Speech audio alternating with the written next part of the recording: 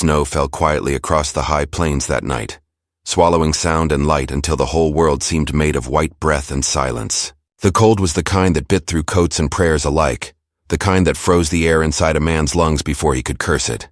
The wind slid over the hills like a whisper carrying old voices, voices that had known hunger, loss, and waiting. Out there, where the stars seemed to hang just above the ridges, a small figure moved against the snow, barefoot, wrapped in a rough hide blanket, her dark hair tangled with frost. She was an Apache girl, no older than 17, and she walked as if the cold could not touch her. She had been traveling for 2 days since leaving the mountains. Her village had burned behind her. Soldiers had come through, leaving smoke and silence in their wake. She carried nothing but a knife at her belt and a pouch of dried berries tied with a strip of deer sinew. When the storm rose from the north that evening, she didn't run for shelter. She simply stopped beneath a cluster of pines, brushed the snow into a shallow hollow, and curled up on the frozen ground. While others would have built a fire, she knew fire could call death faster than warmth. So she slept without it, her breath forming faint clouds above her lips, her heartbeat steady beneath the weight of the storm. Far below that ridge, on the open plains, a rancher fought his own battle with the cold. His name wasn't known to the country beyond the nearest town, but his ranch, half-broken fences and scattered cattle, was all he had left after the harsh winter. He'd grown up on these plains, had seen snow bury men and hope alike, but nothing had prepared him for a storm like this one. The north wind came down from the mountains without mercy, and the cattle that hadn't frozen yet were drifting toward the riverbed, seeking shelter where none could be found. By midnight, the rancher's hands had turned numb around the reins of his horse. He had ridden out after a young steer that had broken through the fence earlier that evening. He told himself he couldn't afford to lose another animal, not after what the blizzard had already taken. But truth was, there was more to it than that. Sometimes a man rides into a storm not for cattle or money, but because staying still means facing his own emptiness. He found the steer half buried near a frozen creek, eyes wide and wild with fear. Before he could rope it, his horse slipped on the ice and went down hard, throwing him into the drift. When he came to, the sky was a blur of gray snow and cold stars. His horse was gone. His gun had vanished somewhere in the white. He tried standing, but the cold bit deep, cutting through layers of wool and leather until his legs shook. He began to walk, thinking he might find the ranch lights through the curtain of snow, but the night stretched endless. Every shadow looked the same. By the time he stumbled upon the line of pines, his vision had narrowed to a tunnel. He thought he saw a shape in the snow, small and still, curled like a sleeping child. He took a few more steps before his knees gave out. His last thought before darkness was that he'd found death before sunrise. When he opened his eyes, the world was quiet, except for the sound of wind brushing against the branches. Something warm covered his shoulders, deerskin smelling faintly of smoke and cedar. The girl was kneeling beside him, her eyes dark and watchful, her expression unreadable. She didn't speak at first. She only pressed a hand against his chest to feel his heartbeat. When she finally spoke, her voice was low and calm, shaped by a language he didn't understand.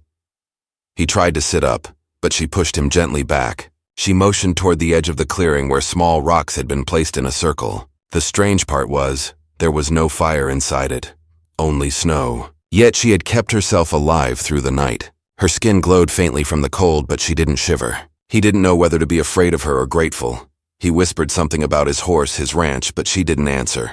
Instead, she reached into her pouch, took out a small piece of dried meat and placed it near his lips. When he refused, she gave a faint, almost amused smile as if she'd seen proud men like him before. She ate first, slowly, showing him it was safe, then offered again. He accepted this time, not because of hunger, but because her eyes made refusal impossible.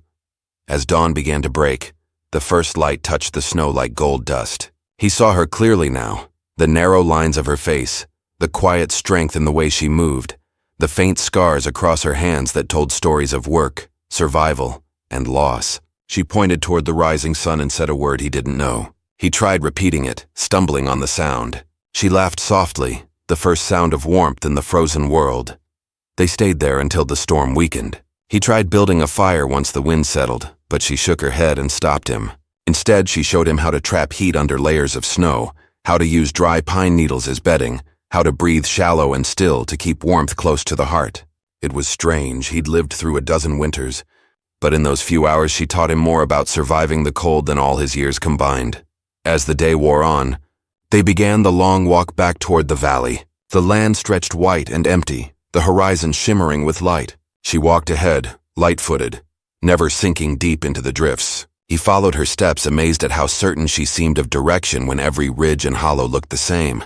They didn't speak much. Words were useless when breath itself was hard to spare. But once, when they stopped to rest near a frozen stream, she turned and looked at him in a way that made him uneasy. Not hostile, but searching. She pointed to the south and said something in a slow, careful tone. He caught only one word: home. Then she pointed toward him, then herself, and repeated it. He didn't know what she meant. Maybe she was asking to go with him. Maybe she was telling him he owed her his life. Or maybe she was just saying that home was something people carried inside them, not a place at all. Whatever the meaning, he nodded. By late afternoon, the clouds broke apart and sunlight poured over the plains. The rancher could finally see the distant ridge where his cabin stood. Smoke still rose from the chimney, a good sign. But before he could thank her, the girl stopped. She stared toward the horizon with sudden tension in her shoulders. He followed her gaze and froze. Across the valley, dark shapes moved between the trees. Riders, their horses cutting through the snow in perfect silence. There were too many to count. Apache scouts, armed and watchful, moving in formation. The girl didn't run. She just stood there, eyes fixed on them, face unreadable. The rancher's pulse quickened. He didn't know if they were coming for her, for him, or for both. All he knew was that the girl beside him had saved his life. And now the world around them was about to change. The wind rose again, carrying the faint sound of hooves and the promise of something neither of them could escape. She turned to him one last time, her breath fogging in the cold air, and whispered a word that he couldn't understand. But the way she said it made his heart tighten. Then she stepped forward, into the white, as the riders closed in from the hills. The riders moved through the snow like ghosts. Their ponies were lean, sure-footed, their manes braided with bits of hide and bone that rattled softly in the wind. The rancher stood still beside the girl, his breath frozen in his throat. He could see the faint glint of steel, rifles, tomahawks, knives. The girl didn't move. Her eyes followed the lead rider, a tall man with long black hair tied with a strip of red cloth. When their gazes met, something passed between them, a recognition that made the rancher's stomach twist. The Apache men slowed as they approached. Their faces were set, not cruel but guarded. The lead rider dismounted and walked toward them. The girl stepped forward, speaking in her native tongue, her voice low and steady. The man listened without interrupting.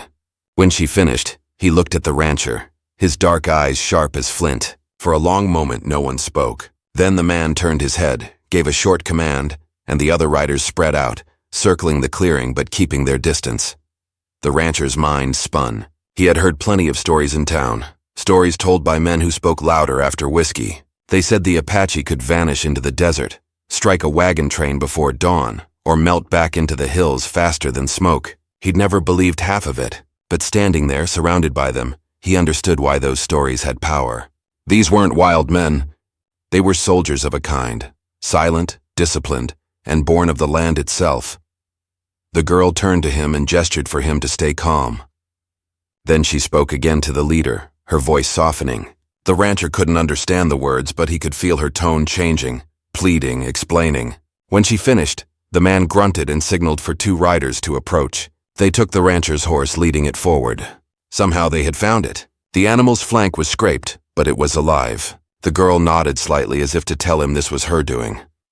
Then, with no warning, the Apache leader reached out and took the girl's wrist. She didn't resist, only looked at him with a strange mixture of respect and sadness. He spoke to her in short, clipped phrases. She listened, then said something that made him pause. After a moment, he released her and stepped back. He gave another signal, and the riders began to move away, fading into the snow the same way they'd come. When they were gone, the girl turned toward the rancher. Her expression had changed. The calm had returned, but there was something behind her eyes, a shadow of pain. She pointed toward the valley again, toward his ranch. Then she started walking, expecting him to follow. He did. As they descended the ridge, the wind eased and the world opened before them. The plains rolled wide and pale under the sun, stretching to the horizon. He wanted to ask her what had just happened, who those men were, and why they hadn't taken him with them. But something about her silence told him the answers would come in their own time. They reached the cabin near sundown. Smoke curled weakly from the chimney and the cattle huddled against the barn, their breath rising like mist. The girl stopped at the gate, her eyes scanning everything, the troughs, the corral, the fence lines, as if reading a story in the land itself. The rancher noticed the way her gaze lingered on the small wooden cross by the fence post, half buried in snow. He didn't say anything, but she seemed to understand anyway. Inside the cabin, warmth crept from the small fire still burning in the hearth. He motioned for her to come in. She hesitated, standing in the doorway like someone who had never trusted walls. Finally, she stepped inside, glancing around at the rough furniture, the rifle over the mantel, the old photographs nailed to the wall. She sat near the door, keeping her distance from the fire. He noticed she still wouldn't let her body rest against its warmth. He made coffee from the last of the beans and poured her a tin cup. She took it carefully, studying it before sipping. He watched her over the rim of his cup, wondering who she really was. Something about her presence filled the room differently, not like a stranger, but like someone who carried the weight of places older than the cabin itself. That night, when the wind picked up again, he tried to offer her the small bed near the stove. She shook her head and chose instead to curl up near the door, wrapped in her hide blanket. He woke once during the night and saw her eyes open, reflecting the faint glow of the fire. She was awake, listening to the wind, to the snow, to the unseen world outside. He lay back down, feeling for the first time in years that someone else shared his silence. In the morning, the world had changed again. The storm had cleared, but the air was colder, sharper. He stepped outside to chop wood and saw her standing by the barn, her hair loose, her face turned toward the mountains. She looked as if she belonged there more than he ever would. When she noticed him, she motioned for him to come closer. She pointed to a set of tracks leading from the creek toward the western ridge, wolf prints large and deep. He nodded. Wolves had been circling his cattle for weeks, and he'd lost 2 calves already. He started to reach for his rifle, but she stopped him. She crouched beside the tracks and touched the snow lightly, closing her eyes. Then she said a word in Apache, something that sounded like a prayer. When she looked up, she said in halting English, "Not hunt. They hungry too?" Her voice was quiet, but the words hit him harder than he expected. It wasn't just about wolves. It was about everything. The land, the people, the way winter took what it wanted. She understood things in ways he never had. Over the next days, she stayed at the ranch. Though she spoke little, she helped feed the horses, carried water, patched the holes in the roof. He noticed how she worked, efficient, patient, never wasting a movement. At night, she would sit outside, her face lifted toward the stars, whispering in her language. He didn't ask what she said, but slowly he began to understand her without words. When the wind changed direction, she would know a storm was coming hours before it arrived. When the coyotes cried at dusk, she would look toward the hills and tell him where the herd would bed down. She taught him to bank the fire beneath ashes so it would last through the night without smoke. She even showed him how to find water under snow by watching where the birds landed. He started to realize she wasn't just surviving, she was part of the land itself, woven into it. And for the first time since his wife's death 2 winters ago, the ranch no longer felt empty. But something still lingered between them, unspoken and heavy. Sometimes she would stare toward the mountains with a faraway look, as if listening to voices carried on the wind. Once he caught her tracing a small symbol into the frost on the window, a pattern of circles and lines. When he asked what it meant, she only said, "Home, lost place."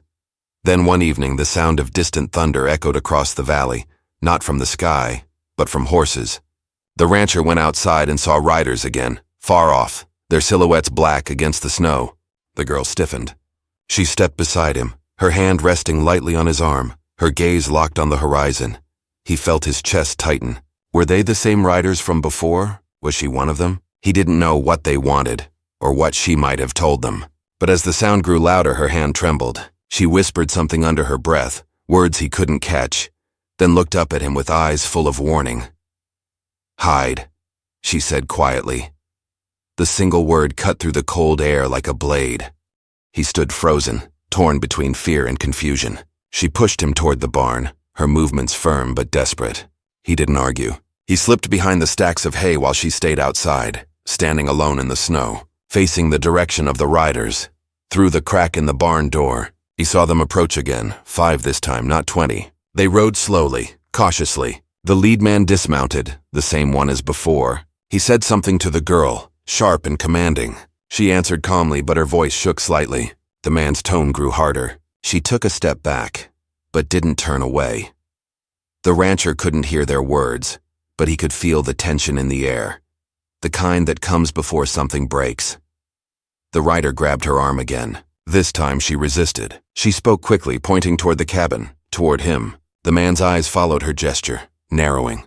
Then he drew his knife. The rancher's hand went instinctively to his rifle. He raised it, breath held, heart pounding. But before he could act, the girl's voice rang out, sharp and fierce, stopping the man in his tracks.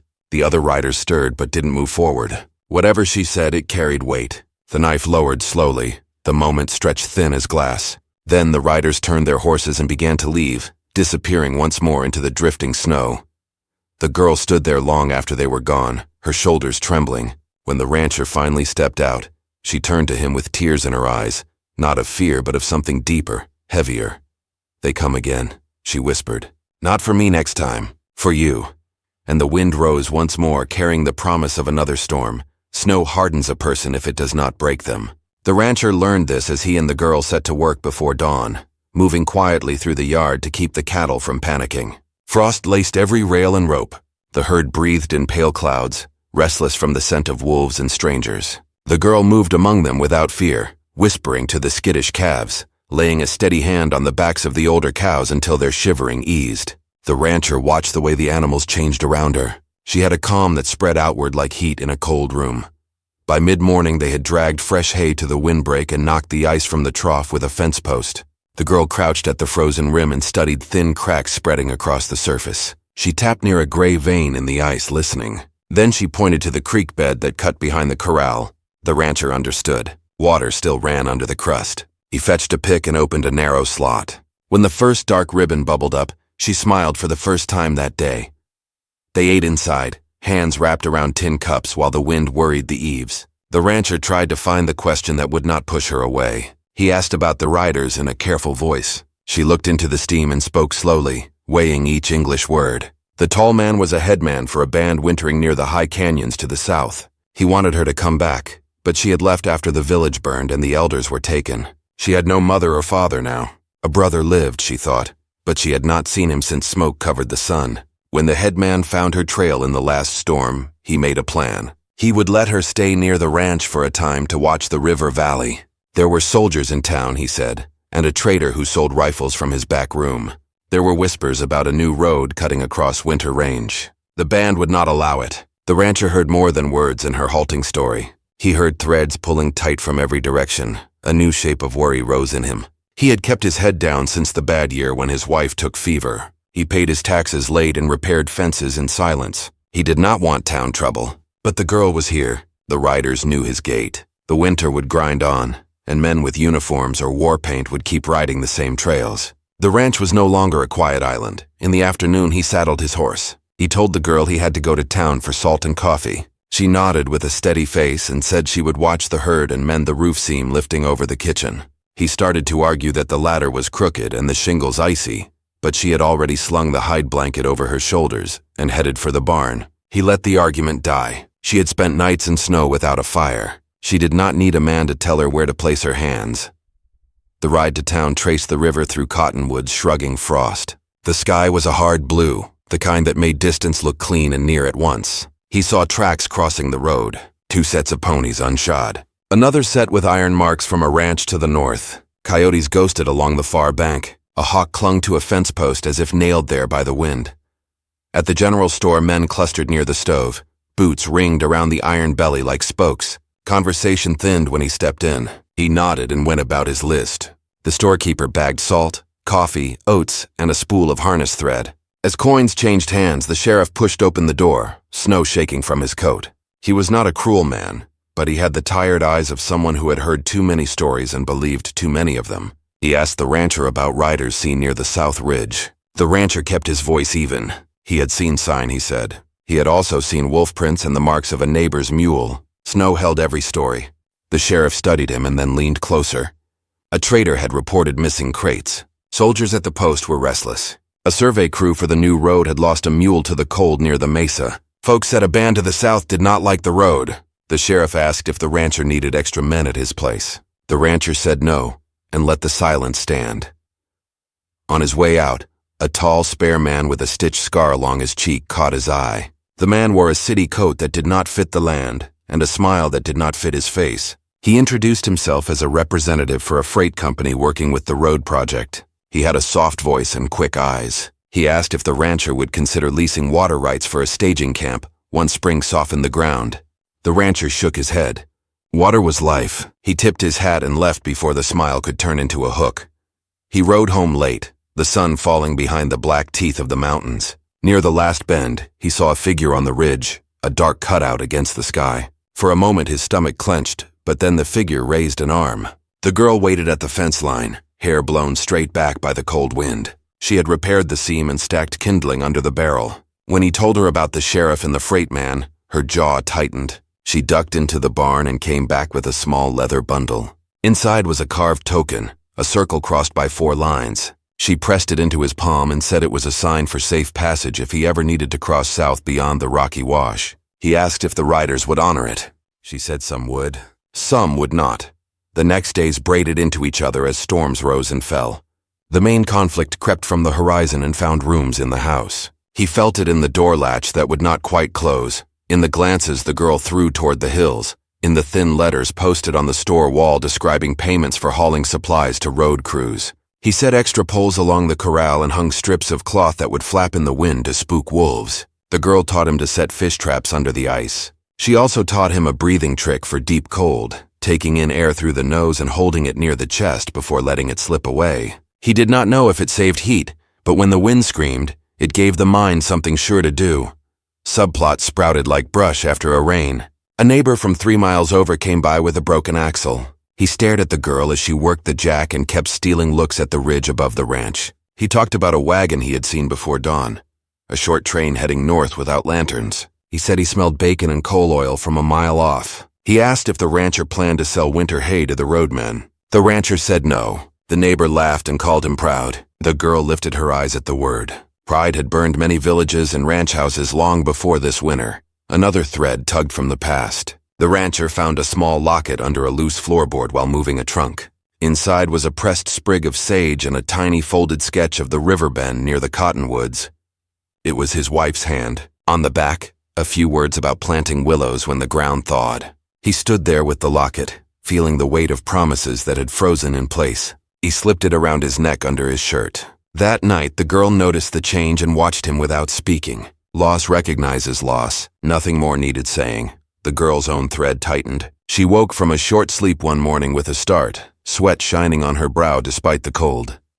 She stepped outside and stood barefoot in the snow until her breathing slowed. He followed, worried she would harm herself, but she raised a hand and pointed east where the low hills cupped the valley. Smoke wove up in thin columns. Not many fires, only a few. She said the headman's camp had split. Some wanted to move west to safer ground. Others wanted to strike the survey crew to break the road plan. A split like that was dangerous. Families caught between chiefs and soldiers ended up as ash, she said quietly.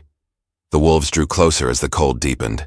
One afternoon, while hauling water, the rancher and the girl found a yearling down by the fence, a shallow gash on its flank from a snag of wire. The girl knelt and pressed snow into the wound to slow swelling, then smeared a poultice of pine pitch and crushed needles she carried in her pouch. The steer stilled and let out a soft sigh. The rancher kept watch with his rifle, though she had asked him to lower it. Dusk bled across the yard. Shapes moved near the cottonwoods. 2 wolves, then a third, hanging back. The girl stood slowly, lifted her arms, and called out in a tone that was neither shout nor song. The wolves flicked their ears and eased away. The rancher did not know whether to be amazed or to worry that an order this old would break when hunger sharpened. He thanked her. She only shook her head and said, "Hunger does not take thanks." Tension doubled when word came from town that soldiers would push a patrol south along the river to escort the survey crew. The sheriff came to the ranch with 2 men and asked if he had seen anyone on the back ridge. The girl stayed inside by the hearth while the talk happened at the gate. The sheriff measured the rancher's face and lowered his voice. There had been a raid on a trader's wagon at night. No one dead, goods taken. The trader swore he recognized one of the attackers as a drifter who drank at the back table of the saloon, not a warrior. The sheriff said the world got muddy when snow fell and men tried to profit. He asked again if the rancher needed extra hands. The rancher said he would manage. The sheriff nodded and warned that the patrol would cross his land tomorrow at first light. That night the rancher and the girl argued for the first time. He wanted her to ride south before dawn, to put distance between herself and the patrol. She stood square, chin lifted, and said leaving would bring the patrol straight onto her people's winter trail. If she stayed, she might draw attention away. He did not like the way the plan sounded. She said she would not be the reason the patrol met families moving camp. He tried to explain that soldiers were men with orders and fear, not wolves who could be turned by the sway of a hand. She did not back down. Neither did he. The fire snapped, throwing sparks. In the end, they agreed on nothing and both sat quiet, listening to the wind find every crack in the walls. In the cold hours before dawn, the rancher woke to a creak near the door. The girl was not on her blanket. He pulled on his boots and stepped outside. The yard lay blue and silver under a thin moon. He followed fresh prints past the barn and along the fence, through drifted snow that reached his shins. At the far end of the pasture, he found her kneeling by a low place where the fence sagged. She had stacked brush and lashed it with rope to close the gap. When he reached her, she pressed a finger to her lips and pointed toward the cottonwoods. A lantern bobbed there in the distance. Then another, a third. The patrol. They returned to the cabin and doused the fire until only coals glowed under ash. The rancher set the coffee pot on the side table to make the place look ordinary. He leaned his rifle near the door but did not touch it. The girl stood by the window, wrapped in her hide, eyes level and steady. The first horse clinked to a stop at the gate, knuckles rapped on wood. The rancher opened and met a young officer with a scarf up to his eyes. Snow rimmed the men behind him. The officer asked polite questions with a tight mouth. Had the rancher seen riders on the South Ridge? Any tracks near the creek? Any sign of camps? The rancher answered in simple lines. Snow, wolves, cattle, wind. The officer asked to look around. The rancher stepped aside and let two men walk the yard. The girl did not turn from the window. One of the soldiers noticed her then and paused. He was not older than 20. He looked at the scars on her hands and then down at his boots. He murmured that the wind would cut a man in half today. She answered that the wind only took what a person let it take. The young man colored and nodded, then moved on. When the patrol finally rode away, the rancher felt no relief. Calm can be the tightest rope. He turned to the girl, ready to thank her for keeping her eyes steady and her voice level. She did not hear him. She was staring at the gatepost where the patrol leader had paused to study a mark. A symbol had been carved there, faint but recent. 4 lines crossed in a circle. The rancher touched the token under his shirt. The girl's face clicked from surprise to worry. Someone had come in the night and left the sign on his land. It offered safe passage for the band, but it also pointed a bright finger for anyone who knew what it meant. If the wrong eyes noticed, the ranch would be a map. They worked in silence the rest of the morning, dragging brush and moving a stack of hay bales to mask the mark. The snow squealed under their boots. Jay scolded from the bare cottonwoods. By noon, the sun was white and small above the ridge. The rancher should have felt warmer, but the chill now lived under his ribs. An hour later, hoofbeats sounded at a gallop from the west. The neighbor with the stitched cheek rode hard into the yard, hat crooked, eyes bright with something that looked like victory. He called out before dismounting that the sheriff had posted a notice. The road project would place a supply camp 3 miles north, and any rancher who cooperated would receive vouchers and protection. The man grinned. He had already signed. He said the patrol had followed fresh sign toward the South Canyons and found a cache of rifles under a rock shelf. He laughed when he said a mark had led them right to the spot. 4 lines in a circle. The girl stiffened. The rancher felt his skin tighten across his back. The neighbor kept talking, riding the high of his news. He said the sheriff planned to question anyone who had seen the mark. He also said a freight wagon was missing a crate after crossing the river, and that a trader had pointed a finger at the rancher for asking too many questions about salt and coffee. The smile faded when he finally noticed the stillness between the rancher and the girl. He cleared his throat and adjusted his hat. Then he said something careless about letting the snow clean the valley if trouble came. The girl stepped forward, eyes like glass under ice. She told him the snow did not choose sides. It covered graves the same way it covered roads. The neighbor looked away first. He mumbled that he would return with a team to pull a dead pine near the fence line, then rode off without checking his words. Afternoon shortened quickly. The rancher and the girl carried wood inside and banked the fire low. He nailed an extra plank over the back window and set the coffee pot to heat. She packed her pouch with pitch and berries and tied her knife thong tight. He asked where she was going. She said she needed to find the headman before the patrol found the families. If the headman had carved the sign on the gate, others would see it. She wanted to erase it and warn them to move east rather than west, away from the road. He told her it was near dark. She said darkness hid more than it harmed, and that snow reflected enough light to keep a careful traveler on the right line. He said he would go with her. She shook her head. If both left, the ranch would invite thieves and questions.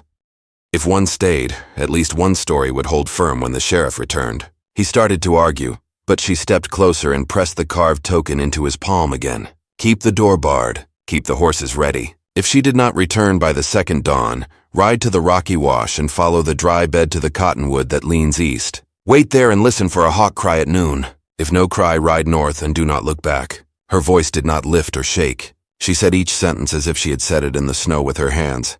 He did not like any part of the plan. He did not like the way the world had narrowed to 3 choices, each with a winter at the end.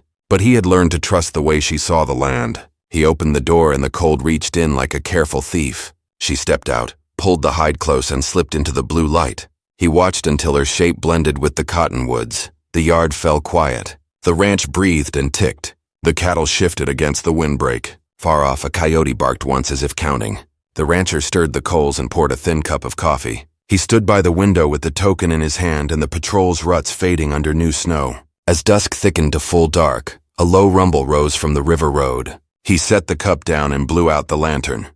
Wagon wheels creaked. Voices floated on the cold air. Then a soft knock came at the back door. 3 measured taps. Not the sheriff's rap. Not a stranger's blunder. Something practiced. He reached for the rifle and paused. The knock came again. Same rhythm. He slipped the bolt but did not open the door. A man's voice spoke low through the wood, the city softness of it familiar from the store. The freight man with the scar had come to make an offer he said the rancher would not refuse. He claimed to have a map, a soldier's letter, and a crate that had wandered off the road. He also claimed to know who carved signs on gateposts and who would pay to see those signs taken down.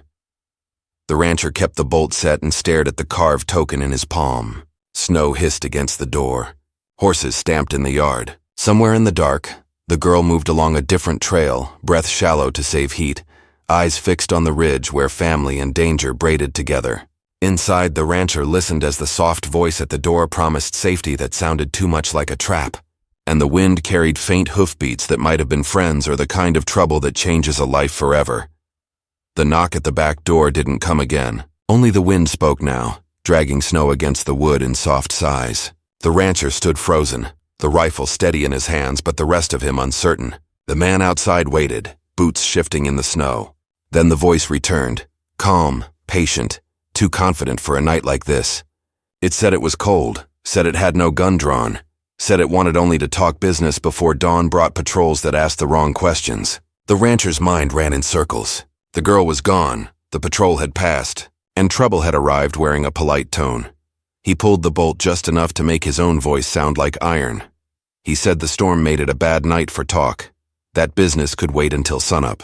The voice answered softly that sunup might come with soldiers, and that maps did not forgive the wrong man standing in the wrong place. The rancher didn't like the sound of that. He told him again to leave. Silence followed, long and sharp. Then he heard boots move away, snow crunching, and a faint murmur between men.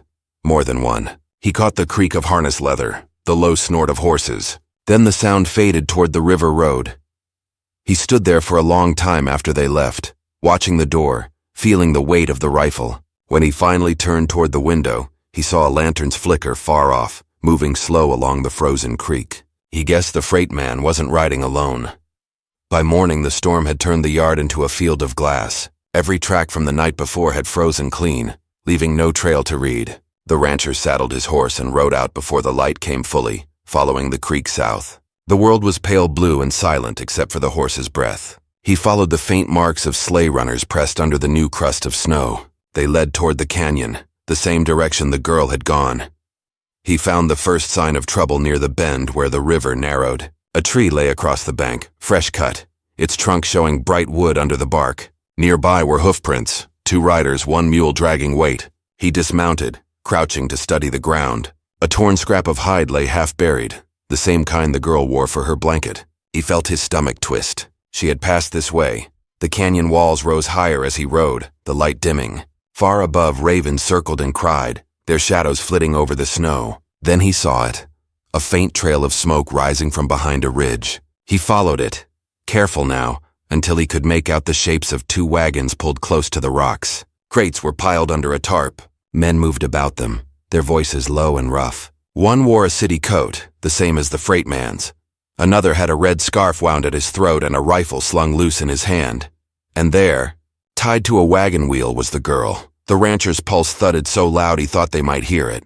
He slid off his horse and led it behind a fallen log. He watched her head lift slightly, her eyes calm even with her hands bound. She was listening, not panicking, as if she knew he would come. The freight man stepped near her, saying something that carried in the cold air, about signs carved on gateposts, about traders who lost more than crates, about how the army paid well for those who led them to the right tracks. The girl didn't answer. She only stared at him until he stopped talking. Then she said something in Apache, slow and clear. The freight man frowned, confused, then laughed. The rancher felt anger boil up through the fear, but he couldn't just charge in. There were too many. He counted 4 men, maybe 5. They had rifles and the wagons gave them cover. He studied the slope above them, where rocks hung loose from the freeze. An idea formed, wild and desperate.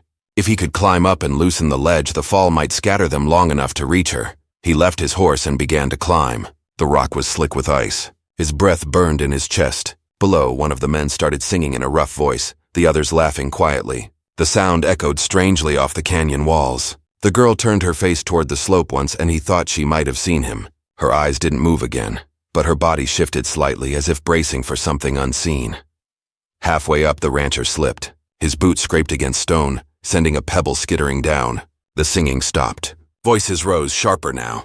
Someone shouted. The rancher froze against the rock, heart pounding. For a moment he thought they'd seen him. Then a gust of wind swept through, rattling the branches, masking the sound. The men settled again, grumbling. He reached the top and crawled to the edge. Below, the freight man knelt beside a crate, prying it open. He pulled out rifles wrapped in oiled cloth. Springfield's, army issue. He counted at least a dozen. So that was the truth behind the road and the map and the sheriff's questions. The wagons were carrying weapons to sell on both sides, soldiers and outlaws alike. The girl must have found out and confronted them. He braced his feet against the ridge and worked a large rock loose, hands raw from the cold. It shifted once, then again. He took a deep breath and shoved. The boulder crashed down, hitting the ledge below and sending a spray of snow and gravel across the camp. Men shouted. The horses reared. One wagon tipped sideways. Before they could recover, he slid down after it, rifle ready. The freight man fired first. The bullet tore through a log near his shoulder. The rancher dropped behind a snowdrift and fired back. The shot cracked the air, echoing down the canyon. He saw one man fall, clutching his arm. Another ran toward the girl, knife drawn. She kicked out, sending the man staggering back. The rancher fired again, hitting the ground near his boots. The man bolted behind the wagon. The freight man called out, promising no harm if he'd just lower his gun and talk sense. But the rancher knew the sound of a lie. He kept low, moving from cover to cover until he reached the wheel where the girl was tied. She was already working at the knots with her teeth, calm even in chaos. He cut the last rope with his knife and she caught his arm before he could move. She whispered that there were more men hidden farther up the canyon, guarding the crates. Before he could answer, a shot rang out from above. Snow exploded beside them. The girl pushed him down, her face inches from his. "Run!" she hissed. "They follow me, not you," but he didn't run. He grabbed her hand and pulled her toward the fallen wagon.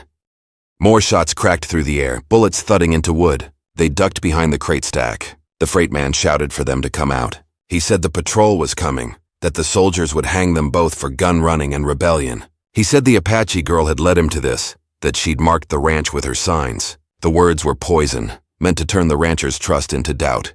The rancher felt anger rise again, hotter than the fear. He shouted back that men who sold rifles for coin had no right to speak of trust. His voice carried across the canyon, swallowed by the cold air. Then the sound of hooves came, not from the south road but from the north ridge. The girl's head snapped toward it. She grabbed his arm, whispering that it wasn't soldiers. It was the headman's riders. Dark shapes appeared on the ridge, spears and rifles glinting. The freight men turned in panic. The rancher knew what was coming next. A storm of bullets, every side thinking the other was to blame. He pulled the girl toward the creek, shouting for her to move. She resisted for a heartbeat, looking back toward her people, her face torn between loyalty and survival. Then she followed. They ran along the frozen river, slipping between rocks as gunfire cracked above. Snow burst around them, shards of ice flying from the impact. The girl stumbled once, catching herself on his coat. He pulled her up and they kept running until the sound of shooting faded into the wind. They didn't stop until they reached the grove of cottonwoods near the valley mouth. There they collapsed, gasping, the breath steaming from their lips. Behind them, smoke rose faintly where the wagons burned. The girl turned, eyes wide and full of grief. "They fight each other now," she said softly. "No one will listen to truth after this." He looked at her, the snow streaked in her hair, her hands still trembling. He asked what truth she meant. She said the headman never wanted war. He wanted to protect the winterlands and the family still hiding near the river. But the soldiers and the traders would call it rebellion now. The road would come and the land would bleed for it. The rancher didn't know what to say. He had seen enough to know she was right. The freight men had lit the fuse, and the army would only see smoke. He thought of the patrol that had passed his ranch, the sheriff's tired eyes, the mark carved on the gate. All of it pointed to the same ending, one neither of them could stop. They stayed hidden until dusk. The sky turned red like a wound closing slow. Then the girl rose, shoulders squared, and said she had to go back. Her people would be blamed for the guns. Someone had to tell the truth before the soldiers reached the canyon. He told her it was madness, that the army wouldn't listen. She said maybe not, but the land listened, and if she died speaking the truth, the wind would carry it. He tried to stop her, but she pressed the carved token back into his palm. "You taught me fire can warm without burning," she said quietly. "Now I will teach them that not all white men bring flame." Then she turned toward the dark hills and began walking. He stood watching her until she vanished into the snow, her figure swallowed by shadow. In the distance, faint thunder rolled, the sound of hooves and rifles and the world breaking apart once more.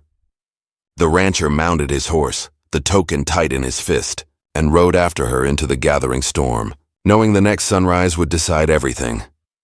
Snow thickened as night came down. Swallowing the trail, the rancher followed. His horse struggled against the drifts, hooves crunching through crusted layers of ice. The wind carried no sound now, only the weight of distance. Somewhere ahead, the Apache girl moved through the dark with a purpose that burned brighter than any fire. He had seen her walk into storms before, but this one felt different. She wasn't running from the cold anymore.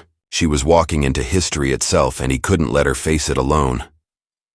The canyon opened ahead, lit by the faint orange glow of torches and gunfire. Shadows moved in the smoke, riders, soldiers, traders, all trapped in the same whirl of violence. The rancher tied his horse to a bare cedar and crawled forward through the snow. The ground trembled with hoofbeats. The smell of burning wood mixed with powder. He saw the wagons again, half broken, flames licking their sides. The freight man lay near the fire, one leg twisted, still clutching the map that had brought ruin to them all. The Apache headman stood beyond the blaze, tall and still. The girl was beside him, speaking quickly, hands raised, her voice steady even as the chaos swirled. She wasn't pleading, she was commanding. She pointed toward the soldiers, then to the canyon walls, explaining what she'd seen. The headman listened.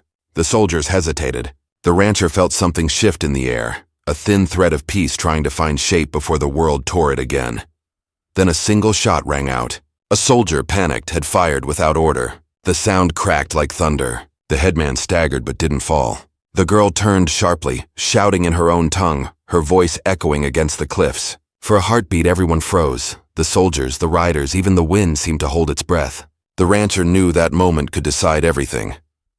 He rose from behind the rock and stepped into the open. The soldiers turned their rifles toward him. He raised his hands and shouted that the fight was over, that the wagons carried stolen rifles from both sides, that the real thieves were already dead. He pointed to the burning freight crates, the proof spilling out for all to see. For a long, cold second, no one moved. Then the girl spoke again, translating his words. She told them he was a rancher who'd helped her survive the snow, who'd saved her when others turned away. The headman's gaze softened. Slowly he lowered his weapon. The soldiers did the same, unsure but exhausted. One of them, the young man who had come to the ranch before, stepped forward and said they would report what they saw honestly. The freight man's body was enough evidence. There was no more fight left to have. The headman gave a short nod. The Apache riders turned away, guiding their horses back toward the hills. The storm broke apart above them, letting the stars through again. When the silence finally came, it was heavy but peaceful. The girl stood beside the rancher, her shoulders trembling not from cold but from the weight of what they had just survived. She looked at him with tired eyes that held both gratitude and sorrow. He asked if she would go with them, back to her people. She said she must. The families needed her voice now more than ever. He nodded, though something deep in him ached at the thought. They walked together until dawn, following the frozen river toward the open plains. When the first light touched the snow, the girl stopped. The world was quiet again, just the whisper of the wind over the white. She turned to him and said softly that the cold was not an enemy, it was a teacher. It had taught her how to endure. It had taught him, too. He smiled faintly, knowing she was right. They had both learned to live without fire and still keep their hearts warm. At the ridge, she took the carved token from his hand and pressed it back into his palm. She said it belonged to him now, that it would remind him of the land's balance, the way survival was not about strength, but understanding. He wanted to ask if he would see her again, but the words caught in his throat. She seemed to read the thought anyway. When snow falls again, she said gently, look to the ridge. The wind remembers. Then she turned and walked into the rising sun, her figure shrinking until she became part of the land that had shaped her. The rancher rode home slowly, the valley stretching endless before him. When he reached his cabin, the storm had swept away all traces of the past days. No wagon tracks, no blood, only smooth snow under a clean sky. He rebuilt the fire that night, not for warmth but for light, and sat watching it until dawn. The cabin didn't feel so empty anymore. The silence wasn't loneliness now. It was peace. He thought of her sleeping in the snow without fire, her steady heart teaching him what no winter could take away. Spring came late that year. When the thaw began, he rode out to the river and saw green buds pushing through the ice. He planted willows along the bend where the water ran clear, just as his wife had once dreamed. Each tree felt like a promise mended, a sign that life could grow again in the same soil where loss had rooted deep.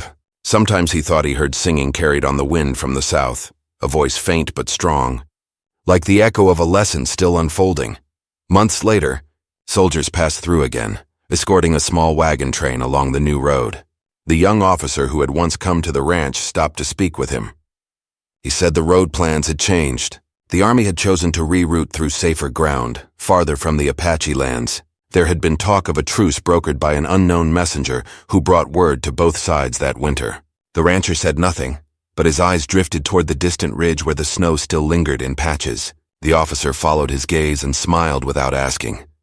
That night, the rancher sat on the porch, watching the last of the frost melt under moonlight. The air smelled of wet pine and smoke. He took out the carved token and turned it in his hand. Its surface was worn smooth now. The 4 lines almost faded, but it still carried warmth when he held it. He tied it to the saddle horn, a reminder that the land had its own justice, and sometimes, even in the coldest places, mercy found a way. Years passed quietly. The ranch grew again, fences mended, herds fattened, and the cabin filled with small sounds of life. Travelers on the new road often stopped for water, and he would tell them about the winter when snow taught him more than fire ever could. He never spoke her name, only called her the girl of the mountains, the one who walked through storms without fear. And when snow returned each year, he would ride to the ridge at sunrise, letting the wind bite his face until he could almost hear her voice in the distance, whispering the same lesson she'd left him with. The Apache girl had taught him that survival wasn't about conquering the cold, but learning to live with it, that sometimes the land itself chooses who belongs. That kindness, when given in silence, can change the course of storms. And though she never returned, her presence stayed with him, in every snow that fell and every dawn that rose clean over the plains. When he grew old, folks in town would still see him ride out alone on winter mornings, coat lined with fur, eyes clear as ever. They'd say he was chasing memories or ghosts or both. But the truth was simpler. He rode to meet the wind, to listen to the voice that had once saved his life and taught him how to keep it. The ridge would always be there, the sky always wide. And somewhere out in that endless white, the story of a rancher and an Apache girl would keep moving with the seasons, carried by the cold, remembered by the land itself. And when the snow fell once more, quiet and steady over the plains, it covered the cabin, the fences, and the graves alike, making no difference between them. Yet beneath that silence, the earth still breathed, and the fire inside his heart, the one she had lit without flame, never went out.